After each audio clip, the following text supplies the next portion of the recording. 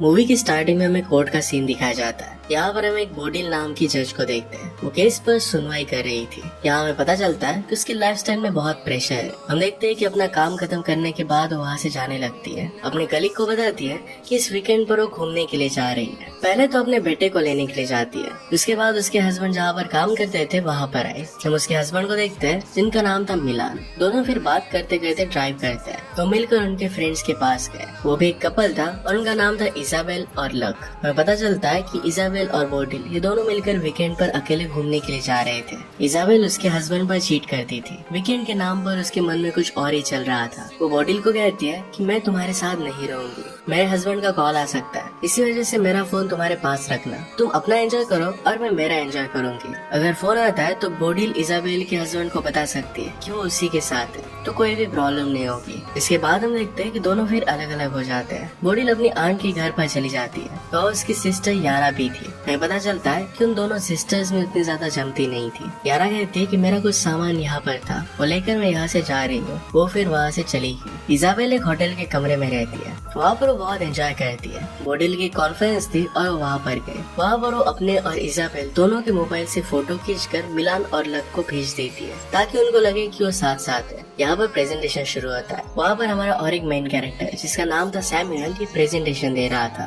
बोडिल उसके प्रेजेंटेशन से काफी इम्प्रेस थी। जो प्रेजेंटेशन दे रहा था तो बीच बीच में बोडिल का फोन बजता है। इसे सैमुअल की नजर उस पर पड़ती है। प्रेजेंटेशन के बाद हम देखते हैं सैमुअल और बोडिल एक दूसरे से बात करने लग गए थे। दोनों के बीच में एक अच्छी बॉन्डिंग हो जाती है। इसके बाद वो दोनों बोट राइडिंग के लिए जाते हैं। बोडिल फिर उसे अपने घर पर लेकर गए। एक दूसरे के साथ वो इंटीमेट होते हैं और बहुत सारा टाइम अच्छे से स्पेंड करते हैं। दूसरी तरफ हम देखते हैं कि इजाबेल भी एक बार में जाती है और वहाँ पर एंजॉय कर रही थी। वहाँ पर एक आदमी को पैसे देती है। ये पैसे उसने किस लिए दिए थे इसका राज हमें मूवी में आगे पता चलेगा। दूसरी तरफ हम देखते हैं कि बोडिल अपने घर पर आने के बाद फिर से फोटोज क्लिक करती है। अपने हस्बैंड मिलान और लक को भेज देती है। अगली सुबह हम देखते हैं कि बोडिल को लक का कॉल आता है। बोडिल ने फोन उठाया और लक को कहती है कि इजाबेल नहाने के लिए गई है। लक उससे कहता है कि उसका पैर टूट गया है। वो चाहता था कि इजाबेल जल्दी से घर पर आ जाए, उसका ख्याल रखे। उसने उसकी प्लेन के टिकट भी बुक कर दिए थे। बोडिल फिर इजाबेल को कॉल करती है। एक्चुअल में इजाबेल के पास और एक फोन था, इसका नंबर सिर्फ बोडिल के पास था। बोडिल उसे बता देती है कि तुम्हारे हस्बैंड के पैर पर चोट लग गई है, जल्दी से घर के लिए निकलो। इजाबेल उससे कहती है कि मेरा फोन तुम्हारे पास है, तुम्हारे घर आकर मैं उसे लेकर जाऊंगी। बोडिल कहती है कि मेरे पास कोई और प्लान है,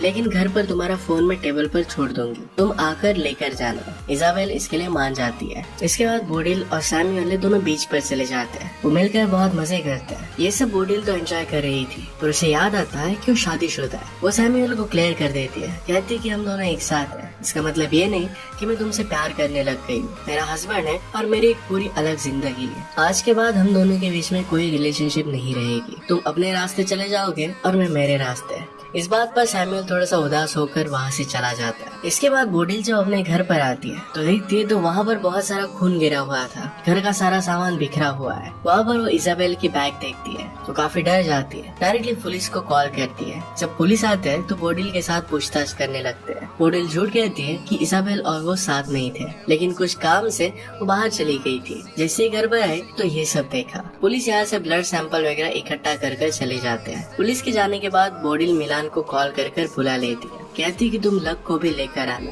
बोडिल वही होटल में जाता है जहाँ पर वो रुकी थी ताकि वहाँ से कुछ इन्फॉर्मेशन निकाल पाए। वहाँ उसे कुछ भी पता नहीं चलता। इसके बाद उसे बाहर में बुलाती है जहाँ पर वो गई हुई थी। वो बहुत परेशान हो जाती है क्योंकि अगर इजाबेल का पता नहीं चला तो सारा शक उसी पर आएगा। शाम को मिलान और लक आ जाते हैं। अगले दिन जब पुलिस आए तो सबको बताते हैं कि हमने ब्लड सैंपल की जाँच की थी। हमें पता चला कि ब्लड इजाबेल का नहीं है। जब हमने उसका फोन ट्रेस किया तो हमें पता चला कि उसका फोन पूरे दिन भर घर पर ही था। यहाँ पर बोडिल कहती है कि हम दोनों का फोन एक ही जगह पर था। मैं अपने फ्रेंड सैमुअल के साथ घूमने के लिए गई थी, आप अगर चाहो तो उससे पूछ सकते हो। इस सब में मेरा कुछ हाथ नहीं है। यहाँ पर अभी भी बोडिल ने सच्चाई बताई नहीं थी। थोड़ी देर बाद अपने हस्बैंड को सच्चाई बता देती है कि इजाबेल होटल में रुकी थी। अगले दिन बोडिल को कॉल आता है और वो सब लोग पुलिस स्टेशन पहुँच जाते हैं। पुलिस उन्हें बताती है कि उन्हें कातिल का फोन मिला है। उसके फोन में एक फोटो थी, इसमें इजाबेल की डेड बॉडी है। डेड बॉडी को देखकर ऐसा लगता है कि किसी ने उसके गले पर एक वायर लगाकर उसे मार दिया। कातिल ने किसी को डार्क वेब पर मैसेज किया था और कहा था कि मेरा काम हो गया। यहाँ पर पुलिस को शक है कि किसी आदमी ने इजाबेल को मारने की साजिश की है। उसका यूजर नाम था ज़ैटकिन। ये सारे मैसेजेस डार्क वेब पर हुए थे और इसी वजह से पुलिस उसे ट्रैक नहीं कर पाती। नेक्स्ट सीन में हम लक को देखते हैं जो काफी दुखी हो गया था। अगले दिन पुलिस बोडिल को कहती है कि हमने सैमुअल से बात की थी और उसने आपको पहचानने से मना कर दिया है। इससे पुलिस का बोडिल के खिलाफ शक और भी गहरा होने लगता है। सब सुनकर बोडिल बहुत ही ज्यादा परेशान हो जाती है और अंदर से टूट जाती है। नेक्स्ट हम देखते हैं कि बोडिल के घर पर एक कुरियर आता है। इसके अंदर एक बुक थी। ये बुक लक ने लिखी हुई थी। यहाँ पर बोडिल बहुत परेशान थी और इस बुक को नहीं पढ़ती। ये किताब छोड़कर वो चली जाती है। जब रात में सब लोग मिलकर डिनर कर रहे थे तो यहाँ पर लक भी था। अपनी पुरानी बातों को याद कर रहा था। इजाबेल ने उसे जो मैसेज किए थे ये वो दिखा रहा था। वो बहुत ही ज्यादा दुखी था। यहाँ बोडिल उसे सारी सच्चाई बता देती है कि इजाबेल उसके साथ नहीं थी। वो अलग अलग होटल में रह रहे थे।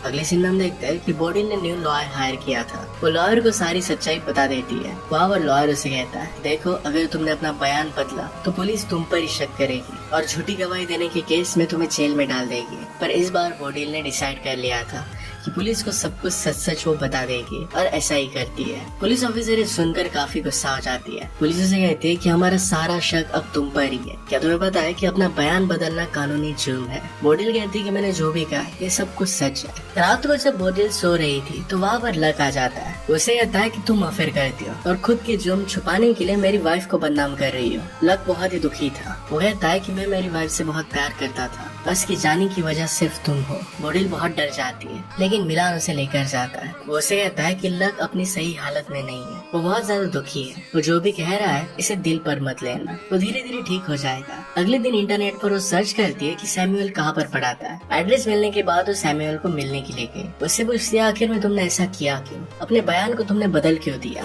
तुम्हारे बयान की वजह से बुरी तरीके से मैं फंस चुकी हूँ। सैमुअल ने कहा कि तुमने ही कहा था कि बाद में हम दोनों एक दूसरे के साथ नहीं है। जैसा तुमने कहा था मैंने वैसा ही किया। अगर तुम चाहो तो मैं पुलिस को सच सच बता सकता हूँ। इतने में वहाँ पर बोडिल के पास पुलिस का कॉल आता है। जब बोडिल पुलिस के पास पहुँचती है तो पुलिस उसे एक वीडियो दिखाती है। वीडियो के अंदर हमें पता चलता है कि इजाबेल और एक लड़की है, दोनों आपस में इंटीमेट हो रहे थे। इजाबेल लेस्बियन थी और लक के साथ खुश नहीं थी। जब बोडिल दूसरी लड़की की शक्ल देखती है तो बहुत ही सरप्राइज हो जाती है। ये वही लड़की थी जिसे इजाबेल ने एज ए सिस्टर इंट्रोड्यूस किया था। तो उसकी सिस्टर नहीं थी तो उसके साथ उसका अफेयर चल रहा था।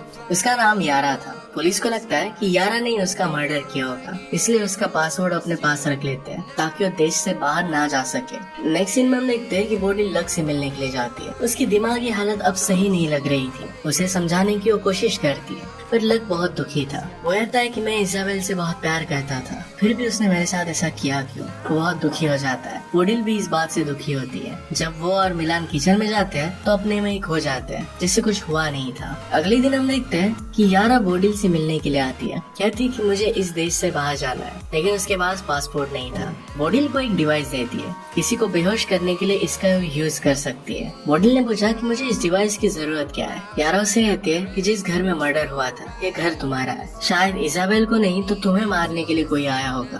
तुम्हें अपना खुद का ख्याल रखना चाहिए। बोडिल को बात सच लगती है। उसे लगने लगता है कि उसके जान के पीछे कोई है। वो डिवाइस अपने साथ रख लेती है। इसके बाद उसे हमेशा लगने लगता है कि उसके जान के पीछे कोई है। वो डिस्टर्ब हो जाती है और बहुत सारी दवाइयाँ भी लेती है। जब शाम को बोडिल को उसके बेटे का कॉल आता है। वो कहता है कि उसे किसी प्रोजेक्ट के लिए कुछ फाइल्स की जरूरत है, तो पापा के लैपटॉप में देखो। जब फाइल्स ढूंढने के लिए बोडिल ने अपने हस्बैंड का लैपटॉप देखा तो उस लैपटॉप में एक उसे वीडियो मिलता है। ये उसका खुद का था। यहाँ पर पता चलता है कि घर का सीसीटीवी कैमरा उसने लैपटॉप पर अटैच किया है। इसमें बोडिल और सैमुअल की सारी अच्छी बातें थी। साथ में पिछले कुछ टाइम की वीडियो भी थी। इसमें वो जिसके साथ इंटीमेट हो रही थी इसके वीडियोस थे। उसे पता चलता है कि मिलान काफी समय से उस पर नजर रख रहा है। शायद उसने सैमुअल के साथ वो इंटीमेट हुई थी ये वीडियो भी देख ली हो। ऐसा लगता है कि उसके पति ने ही सब कुछ किया हुआ है, वही उसे मारना चाहता है। ये सब देखने के बाद उसे अपनी बेगुनाही साबित करने की अपॉर्चुनिटी मिलती है। वो लैपटॉप लेकर तुरंत ही पुलिस के पास पहुंच जाती है ताकि वो बता सके कि जब मर्डर हुआ था तो वो सैमुअल के साथ थी। जैसे वो लैपटॉप ओपन करती है तो देखती है तो सारी वीडियोस किसी ने डिलीट कर दी थी। वो डर जाती है और पुलिस के सामने कहने लग जाती है कि प्लीज मुझे अरेस्ट कर लो, मेरी जान को खतरा है, कोई मुझे मारना चाहता है। पुलिस कहते हैं कि इस तरीके से हम तुम्हें अरेस्ट नहीं कर सकते।